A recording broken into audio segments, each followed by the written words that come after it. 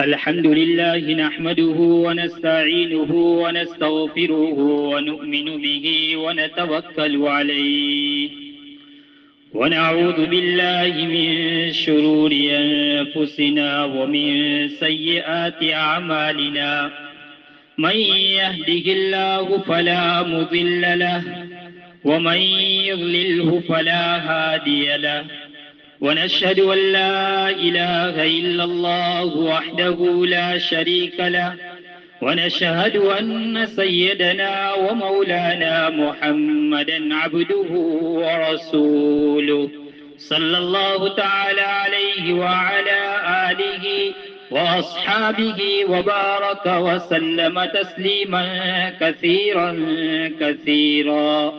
أما بعد فأعوذ بالله من الشيطان الرجيم. بسم الله الرحمن الرحيم. قل اللهم مالك الملك تؤتي الملك من تشاء وتنزع الملك ممن تشاء وتعز من تشاء وتذل من تشاء بيدك الخير إنك على كل شيء قدير. وقال الله تعالى إنك لا تهدي من أحببت ولكن الله يهدي من يشاء. وقال الله تعالى قل يا عبادي الذين أسرفوا على أنفسهم لا تقنطوا من رحمة الله. وعن أبي ذر رضي الله عنه قال قال للنبي صلى الله عليه وسلم لا تحقرن من المعروف شيئا ولو أن تلقى أخاك بوجه تلق. رواه مسلم والترمذي. صدق اللہ العظیم. میرے واجب الاحترام بھائیوں اور دوستوں اور بزرگوں، میں نے آپ حضرات کے سامنے قرآن کریم کی 3 آیت کریمہ کی تلاوت کی اور نبی اکرم صلی اللہ علیہ وسلم کے ارشادات میں سے ایک حدیث شریف کی تلاوت کی. پہلی آیت کریمہ کا ترجمہ یہ ہے، اللہ تبارک و تعالی ارشاد فرماتا ہے کہ اللہ تمام کی تمام سلطنت اور بادشاہت اللہ ہی کے لیے ہے. وہ جس کو چاہتا ہے بادشاہت عطا فرماتا ہے اور جس سے چاہتا ہے اس سے بادشاہت چھین لیتا ہے. اللہ جسے چاہتا ہے عزت عطا فرماتا ہے اور اللہ جسے چاہتا ہے اسے رسوا اور ذلیل کر دیتا ہے. تمام اختیارات تیرے رب کے قبضے قدرت میں ہے، یقیناً تیرا رب ہر چیز پر قادر ہے. دوسری آیت کریمہ کا ترجمہ یہ ہے، اِنَّكَ لَا تَهْدِي مَنْ أَحْبَبْتَ وَلَكِنَّ اللَّهَ يَهْدِي مَنْ يَشَاءُ. اے محمد صلی اللہ علیہ وسلم، آپ جس کو ہدایت دینا چاہے اس کو آپ ہدایت نہیں دے سکتے. یقیناً اللہ تعالیٰ ہی ہدایت دیتا ہے، وہ جس کو ہدایت دینا چاہے. وَهُوَ أَعْلَمُ بِالْمُهْتَدِينَ، اور وہ خوب جاننے والا ہے کہ وہ کس کو ہدایت دینے والا ہے. تیسری آیت کریمہ کا ترجمہ یہ ہے، قُلْ يَا عِبَادِيَ الَّذِينَ أَسْرَفُوا عَلَىٰ أَنفُسِهِمْ لَا تَقْنَطُوا مِن رَحْمَةِ اللَّهِ. اے پیغمبر صلی اللہ علیہ وسلم، آپ کہہ دیجئے میرے ان بندوں کو جنہوں نے اپنی جانوں اور اپنی ذات کے اوپر ظلم کیا ہے گناہ کر کے، وہ میری رحمت سے مایوس نہ ہو. لا تقنطوا من رحمت اللہ، وہ میری رحمت سے مایوس نہ ہو. ان اللہ یغفر الذنوب جميعا، یقیناً اللہ تبارک و تعالی بڑا مغفرت والا، بڑا بخشنے والا اور رحم کرنے والا ہے. حدیث شریف میں آپ علیہ الصلوۃ والسلام فرماتے ہیں، حضرت ابو ذر رضی اللہ تعالیٰ عنہ فرماتے ہیں کہ اللہ کے حبیب نے مجھے یہ فرمایا، لا تحقرن من المعروف شیئا، تم نیکی کے کسی کام کو چھوٹا نہ سمجھو، حقیر نہ سمجھو.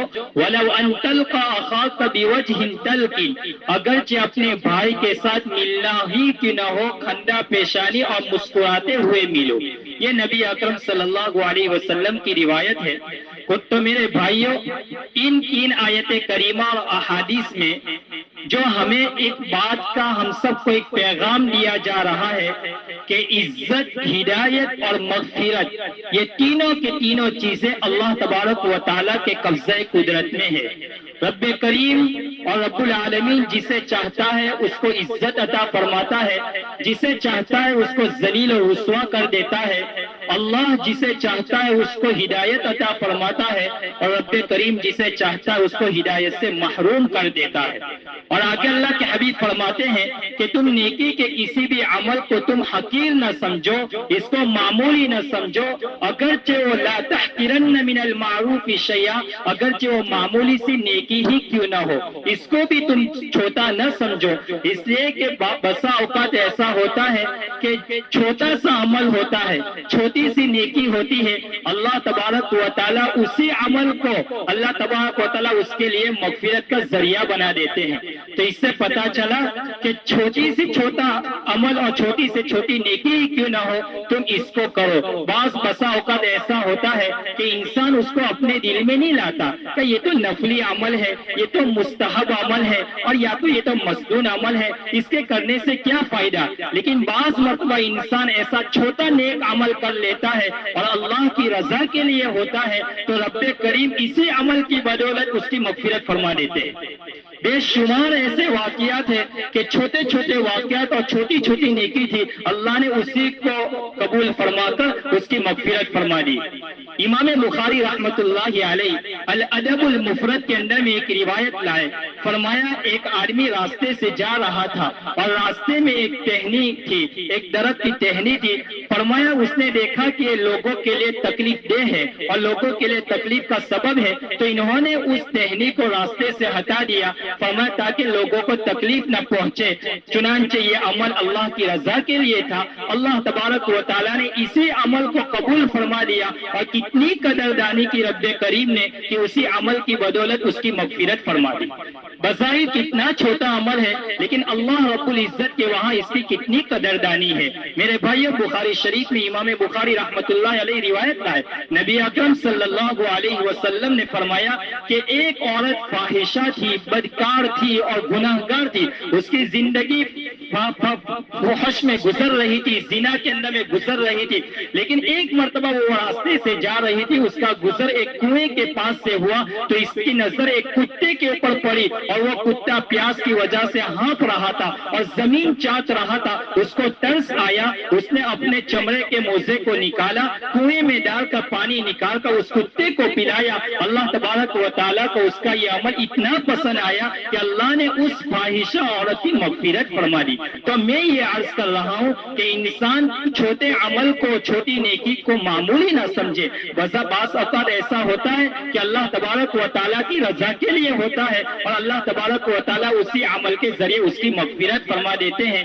ہمارے حضرت صحابہ کرام رضوان اللہ تعالی علیہم اجمعین اور سلف میں ایسے بے شمار واقعات ملتے ہیں کہ ان کے اعمال جب آپ دیکھیں گے تو انہوں نے ایسے اعمال انجام دیے کہ ان کے مرنے کے بعد لوگوں نے خواب میں دیکھا تو رب کریم نے انہیں معمولی سے عمل کی برکت سے اللہ نے اس کی مغفرت فرما دی۔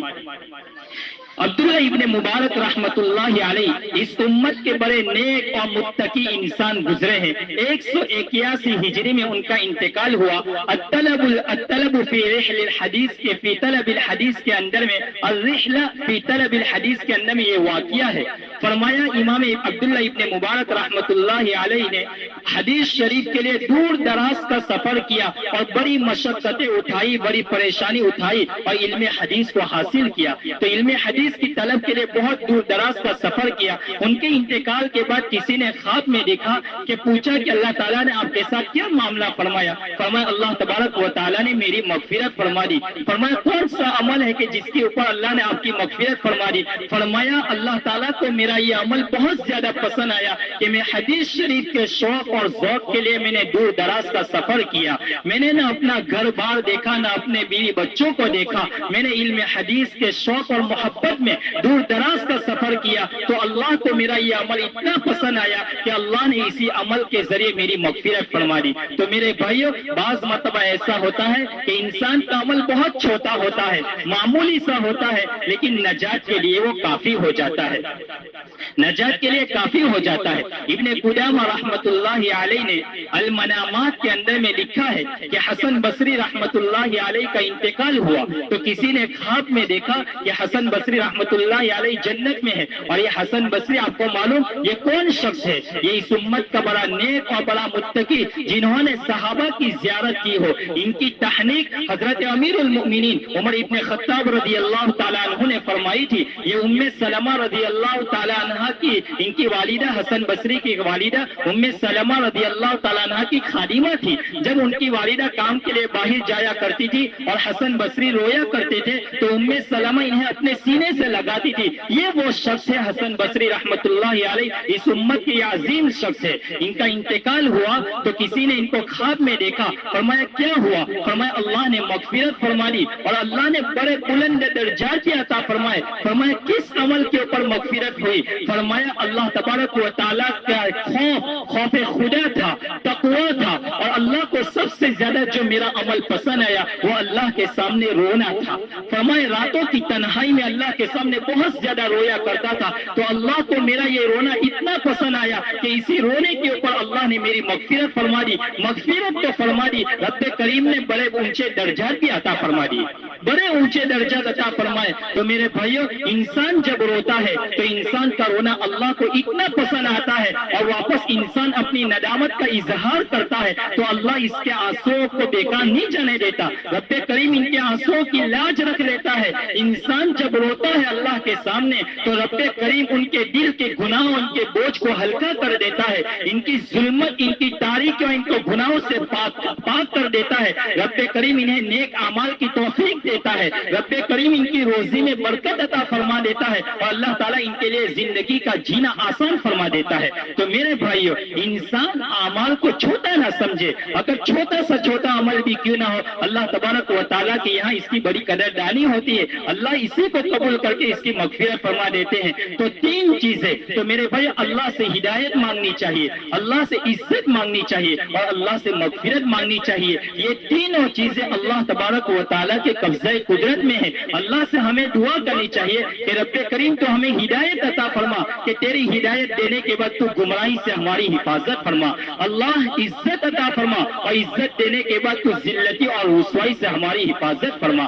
اللہ مغفرت تیرے قبضہ قدرت میں ہے، تو میری مغفرت فرما دے، اور اللہ تو ہمیں اعمال کے اوپر دوام بھی عطا فرما، ہماری مغفرت بھی عطا فرما اور ہمیں ہدایت کے اوپر استقامت بھی عطا فرما۔ جب انسان اس طرح دعا کرتا ہے اللہ اس کی دعا کیسے قبول نہیں کرے گا؟ ضرور قبول کرے گا۔ میرے بھائیوں، اللہ سے ہر وقت ہدایت کی دعا کرنی چاہیے کہ رب کریم مرتے دم تک ہمیں ہدایت کے اوپر ثابت قدم رکھنا اور ہدایت کے اوپر رہتے ہوئے تو ہمیں موت نصیب فرما۔ ہر نماز میں، ہر رکعت میں ہم پڑھتے ہیں اہدنا الصراط المستقیم، اے اللہ ہمیں سیدھے راستے پر چلا۔ سیدھا راستہ کس کا؟ وہ ان لوگوں کا، انعام یافتہ لوگوں کا سیدھا راستہ، نبیوں کا، شہداء کا، صدیقین کا، صالحین کا راستہ جو ہدایت کے اوپر تھے۔ تو ہمیں اللہ سے ہدایت مانگنی چاہیے۔ بہرحال میرے بھائیوں، بعض مرتبہ عمل چھوٹا ہوتا ہے، اللہ اسی عمل کے ذریعے اللہ تعالیٰ ہدایت سے بھی نواز دیتے ہیں۔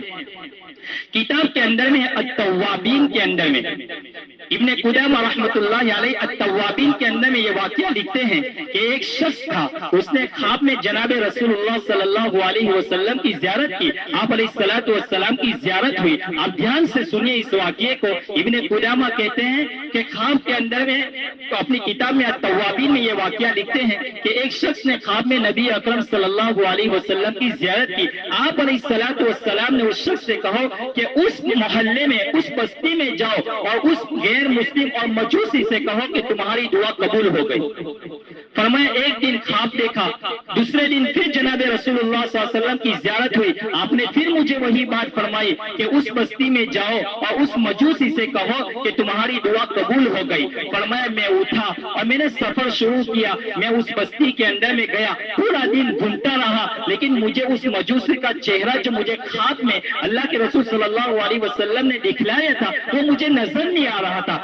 شام ہونے آئی تو مجھے اس مجوسی کے اوپر مجھے نظر پڑ گئی اور وہ مجوسی مجھے مل گیا، اور وہ مجوسی کو جب میں نے دیکھا تو وہ اپنے چند احباب کے ساتھ اور چند دوستوں کے ساتھ وہ کھڑا تھا۔ تو یہ شخص خواب دیکھنے والا ایک جگہ کے اوپر کھڑا تھا اور میں اس کو دیکھتا تھا کہ کب وہ اپنے ساتھی ساتھیوں سے الگ ہو کہ میں اس سے بات کروں. جیسے ہی اس مجوسی کی نظر پڑی اس شخص کے اوپر, فوراً اس نے کہا کہ یہ مسلمان نظر آ رہا ہے. کہ ایسا زمانہ تھا کہ لوگ چہرے سے بھی مسلمان کو پہچان جاتے تھے کہ یہ مسلمان ہے, اور آج کیسا زمانہ آ گیا کہ ہم چہرے سے بھی نہیں پہچانے جاتے تھے کہ ہم مسلمان ہیں.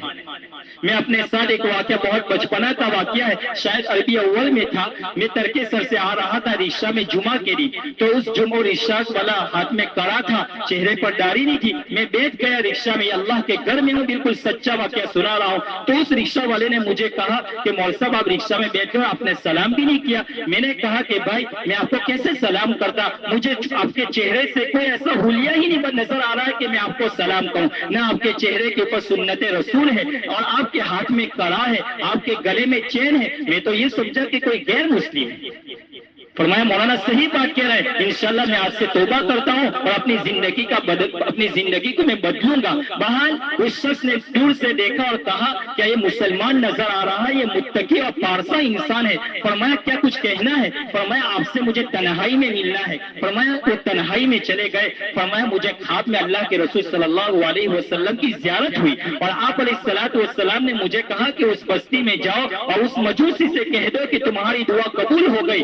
فوراً اللہ تبارک و تعالیٰ نے اس کے دل میں ایسی ایمان کی محبت ڈال دی. اسی وقت اس مجوسی نے کہا کہ آپ اپنا ہاتھ بڑھائیے, میں آپ کے ہاتھ کے اوپر اسلام قبول کرنا چاہتا ہوں. اسی وقت وہ مجوسی اسلام سے مشرف ہو گئے. تھوڑی دیر کے بعد اس نے اپنے گھر میں آواز دی, اپنے بیٹے کو بلایا, جس نے اپنے بیٹے اور بیٹے کی چند مہینے پہلے اس نے شادی کروائی تھی. اور مجوسی کے ابن قدامہ فرماتے ہیں کہ مجوسی کے اندر میں یہ کوئی عیب اور کوئی آر نہیں تھی, وہ اپنے ہی بیٹے اور بیٹے کی ایک ساتھ شادی کرتے تھے, اور ان کے اندر میں اس کو عیب اور آر نہیں سمجھا جاتا تھا. فرمایا اس نے اپنے بیٹے کو بلایا, فرمایا یہ شخص آیا ہے اور اس نے کہا ہے کہ تمہاری دعا قبول ہو گئی اور میں نے اسلام قبول کر لیا ہے, بیٹا تو بھی اسلام قبول کر لے. فرمایا ابا میں بھی اسلام قبول کرتا ہوں. اس نے اپنی بیٹی کو بلایا, بیٹی نے بھی اسلام قبول کر لیا. تینوں باپ بیٹے اور ان کے پورے خاندان نے اسلام قبول کر لیا. الحمدللہ وہ سارا خاندان مسلمان ہو گیا. لیکن وہ شخص جس نے خواب میں جناب رسول اللہ صلی اللہ علیہ وسلم کی زیارت کی تھی اور آپ نے یہ فرمایا تھا کہ اس مجوسی سے کہہ دو تمہاری دعا قبول ہو گئی, فرمایا مجھے یہ ماجرا سمجھ میں نہیں آتا کہ اللہ کے رسول نے یہ کہا کہ تمہاری دعا قبول ہو گئی, کا واقعہ کیا ہے؟ تو اس مجوسی نے واقعہ سنایا کہ چند مہینے پہلے میں نے اپنے اسی بیٹے اور اسی بیٹے کی آپس میں شادی کی, اور شادی کے وقت میں نے مختلف قسم کے کھانے پکوائے, اور میں نے تمام مالداروں کو اور عزیز و اقارب اور رشتے داروں کو بلایا, سب کو کھلایا. اور رات کے وقت جب میں اپنے دوسرے منزلے کے اوپر سونے کے لیے گیا تو میرے دوسرے پڑوس کے اندر میں مسلمان کا گھر تھا. وہاں چھت کے اوپر ایک معصوم سی بچی یہ کہہ رہی تھی اپنی امی سے کہ اماں جان یہ ہمارا پڑوسی نے آج اپنے بیٹے اور بیٹے کی شادی کی, مالداروں کو بلایا, سب کو بلایا, لیکن ہم کیسے ہیں کہ انہوں نے ہمیں کھانا تک کی دعوت نہیں دی, کھانا تک نہیں کھلایا. اگر وہ ہمیں یاد کر لیتے اور ہمیں تھوڑا سا کھانا دے دیتے تو ہمیں بھی تھوڑا سکون مل جاتا, ہم اپنے آج کے اس دن کو اس زندگی کو گزار لیتے. یہ بات سن رہے تھے وہ مجوسی. فوراً اس نے دیکھا کہ اس بچے کے اوپر رکت تاری ہے اور کب کبھی اور وہ رو رہی ہے. وہ مجوسی اپنے منزلے سے نیچے آیا, اپنے گھر والے کو کہا کہ اچھا سے اچھا کھانا پکوایا جائے, اور وہ کھانا اپنے خادم کے ساتھ پڑوس میں بھیجوایا, دراہیم بھی دیے, دینار بھی دیے, کپڑے بھی بھیجوائے, اور اس نے اپنے خادم کے ساتھ بھیجا. اب یہ مجوسی دوبارہ اپنے منزلے کے اوپر پہنچا سونے کے لیے. اب وہ بچی اپنی اماں سے کہہ رہی ہے کہ اماں جی اس پڑوسی نے ہمارے ساتھ بڑا احسان کا معاملہ کیا ہے, اور ہمارا بھی فرض بنتا ہے ہم اللہ سے دعا کریں کہ رب کریم انہیں ایمان کی دولت سے نوازے. اللہ تبارک و تعالیٰ کل قیامت کے دن ان کا حشر امام الانبیاء صلی اللہ علیہ وسلم اور اس امت کے ساتھ ان کا حشر فرمائے. امی ہمارا بھی تو فرض بنتا ہے. ماں کہہ رہی ہے بالکل ضرور ہمارا فرض بنتا ہے. اب وہ بچی دعا کر رہی ہے, دیگر بچے آمین کہہ رہے. وہ مجوسی کہہ رہا ہے کہ میں اپنے کانوں سے یہ دعا سن رہا تھا, اسی وقت میرے دل کے اوپر اس کا اثر تھا, لیکن ظہور کا وقت نہیں آیا تھا. آج چند مہینے کے بعد تم آ کر کہہ رہے ہو کہ محمد رسول اللہ صلی اللہ علیہ وسلم یہ کہہ رہے ہیں کہ تمہاری دعا قبول ہو گئی. فرمایا اسی کا نتیجہ. دیکھیے جب اللہ ہدایت دینے پر آتا ہے تو ایک چھوٹا سا واقعے کو اللہ تبارک و تعالیٰ قبول فرما کر ہدایت سے نواز دیتے ہیں, اور اگر اللہ ہدایت دینے پر نہیں آتا تو آپ دیکھیے ابو لہب جناب رسول اللہ صلی اللہ علیہ وسلم کا چچا ہے. لہب کے معنی شعلہ, وہ خوبصورت تھا, شعلے کی طرح ان کا چہرہ تھا, لیکن ان کے مقدر میں ایمان علم اور ہدایت نہیں تھی، اور بلال حبشہ سے چل کر آنے والا اللہ نے ان کو ہدایت سے نواز دیا۔ اے محمد صلی اللہ علیہ وسلم، آپ جس کو چاہے اس کو ہدایت نہیں دے سکتے، اللہ جس کو چاہتا ہے اس کو ہدایت عطا فرماتا ہے۔ تو میرے بھائیوں، تین چیزیں اللہ تبارک و تعالیٰ نے اپنے قبضے قدرت میں رکھی ہے، عزت ہے، ہدایت ہے اور مغفرت ہے۔ تو اللہ تبارک و تعالیٰ سے ان تینوں چیزوں کی دعا کرنی چاہیے کہ رب کریم ہمیں ہدایت بھی عطا فرمائے اور ہدایت دینے کے بعد گمراہی سے حفاظت فرمائے۔ اللہ تبارک و تعالیٰ ہمیں عزت عطا فرمائے اور عزت دینے کے بعد ذلت اور رسوائی سے حفاظت فرمائے۔ اللہ ہماری مغفرت فرمائے اور ایمان کے اوپر اور اعمال صالحہ کے اوپر دوام عطا فرمائے، اور اللہ تبارک و تعالیٰ ہماری مغفرت فرما دے۔ اور بھی چند واقعات ہیں جو اس طرح کے انشاءاللہ کسی اور مجلس میں سناؤں گا۔ میرے بھائی، کل ہی آپ نے عصر کی مجلس میں سنا کہ امام ابو داؤد رحمۃ اللہ علیہ نے ایک الحمدللہ کا جواب دینے کے لیے کشتی 1 درہم میں لی، اور آپ نے وہاں دور دراز کا سفر کر کے آپ نے یرحمک اللہ کہا، اس کے جواب میں اس شخص نے یہدیکم اللہ کہا۔ آپ میں کسی نے کہا کہ امام ابو داؤد نے 1 درہم میں جنت خرید لی، 1 درہم میں۔ بعض مرتبہ بہت سارے اعمال کرتے ہیں، وہ اللہ کے ہاں قابل قبول نہیں ہوتے، لیکن ایک چھوٹا سا عمل جس کو انسان معمولی سمجھتا ہے اور آگے بڑھ جاتا ہے، اللہ اسی کی برکت سے اس کی مغفرت بھی فرما دیتے ہیں اور جنت کے اعلیٰ درجہ سے ان کو نواز بھی دیتے ہیں۔ اللہ تبارک و تعالیٰ مجھے اور آپ کو ان کہیں سنی باتوں کے اوپر عمل کرنے والا بنائے۔ وآخر دعوانا الحمدللہ۔